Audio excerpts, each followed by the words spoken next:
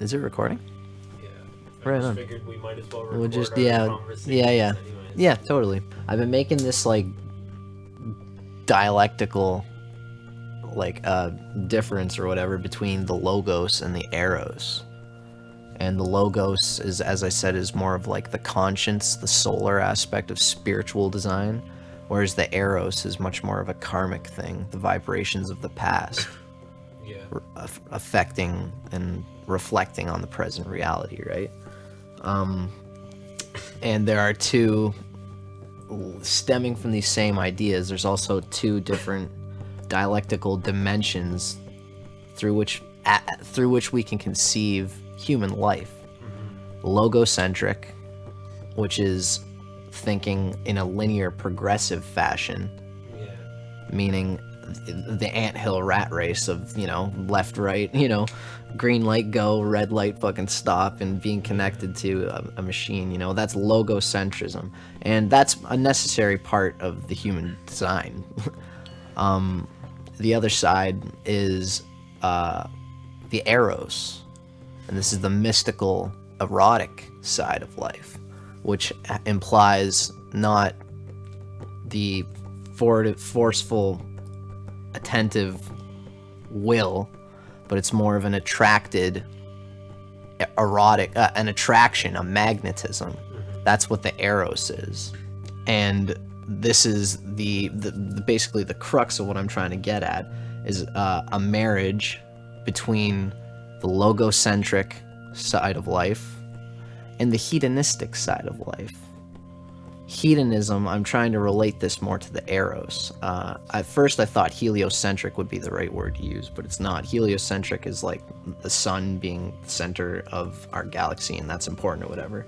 But Timothy Leary describes this helical conception of the human conception of life, of reality.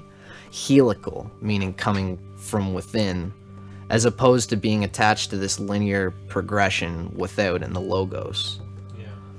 Anyway, I'm trying to relate hedonism to this dichotomy of hedonism. Obviously, is this idea of the opposite of the logos, of eros, of living for pleasure. The problem is that, like, everyone describes pure hedonism as life purely lived for pleasure, meaning forget strife, forget depression, lick that lollipop and you'll be good to go. That's the hedonism, just go and buy yourself a chocolate bar from the store and everything will be fine, because you don't want to, that's without logocentric. The logos has a design, a spiritual design. That's sort of the father aspect that I'm getting at. The logos is the father. Eros is more of the all-embracing mother. And the erotic life is presented by hedonism. Erotic meaning living for what you're magnetized towards, what you're attracted to. Whereas logocentrism is what you're trying to attract, what the opposite pole, what you're trying to do, to create. That's the spiritual intent. And these two conceptions of human life really ought to be married in today's time, as opposed to being purely logocentric. I like to think, actually, that the world, the vibratory world in which we're living, is the eternal world that has ever been. And we are the alien spirit creators coming into this erotic, manifested vibrational reality out in space-time.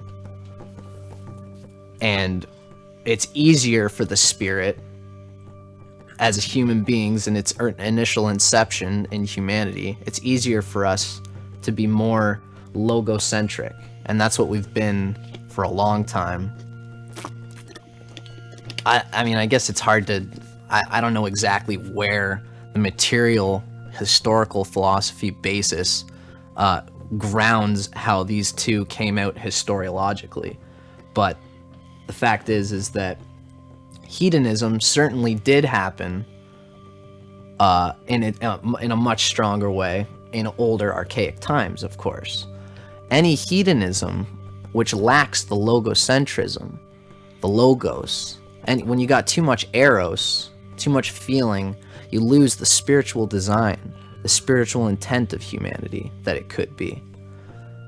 Now we're on the opposite side somehow. It's just kind of crept around that we're kind of crunching the numbers too much without opening up to the erotic life, the erotic sensation of the vibrational reality, the mother matrix.